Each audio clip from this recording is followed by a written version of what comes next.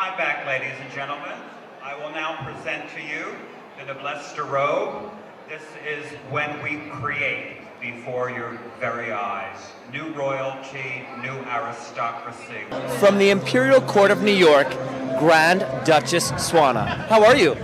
Good evening. I'm doing very well. And yourself? I'm very good, but I'm a little baffled with words. You are more than just Grand Duchess Swana. Please elaborate your full title. Courtiers are noted for their elaborate names, and my full title, which is not the longest one in this room, is Her Royal Highness the Imperial Dowager Grand Duchess Swana Swarovski, like in the Austrian Crystal Company. Gorgeous, just like your gown, Knight of 1,000 Gowns. But let's talk about the origins of the Imperial Court. Well, we've been doing Knight of 1,000 Gowns Ball in New York. This is now 21 years. The greater international imperial court system across the United States, Canada, and Mexico has been in business for well over 40 years. It started basically in San Francisco, more or less as a civil rights organization, local gays and lesbians in business and in public resisting harassment by the local governments, the police, things like that.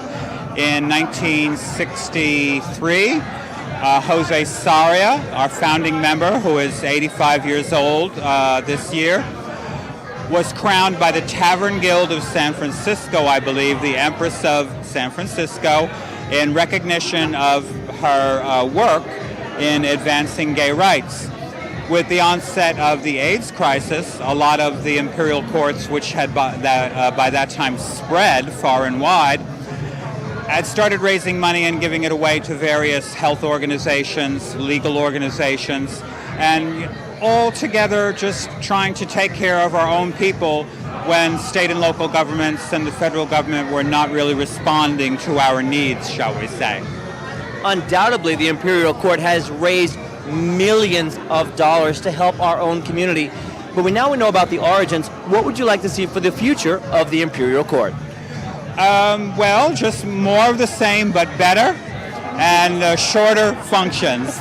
This ball runs for 6 hours, and I don't mind telling you, my feet are killing me. But we don't have far to go now. I'm happy that you all could come. Glad to be here. And is there anything else that you need to know? Yeah, I need to understand the word better. I mean, everyone is here putting their best foot forward. People donate money. We've raised millions of dollars. What could we do that could be possibly better? Well, I think that the New York City Court Ball, some people say, out of the 60 or 70 imperial court balls that exist, that ours is the best. So I'm maybe better, and I'm going to get in so much trouble, is if they would make their functions more like ours. Although there's a lot of presentations and long titles, ours is very strictly controlled and reduced so that the ball doesn't end at 3 o'clock in the morning, which actually happens in some other cities, believe it or not. Now, what is your favorite part of Knight of 1,000 Gowns? Well, Knight of 1,000 Gowns is basically a venue in a lot of ways for frustrated performers. I, who do not sing, dance, or act, at least get to walk down the stage, appear pretty, or at least glamorous, and do my well-practiced curtsy, to the monarchs, and, my friends clap and scream.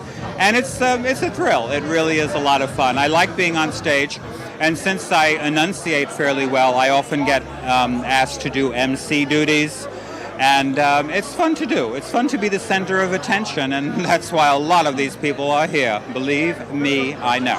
And what's more gorgeous, it's all quartered behind raising money for a great cause.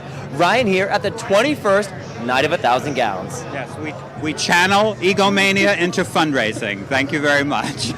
And they're doing it right.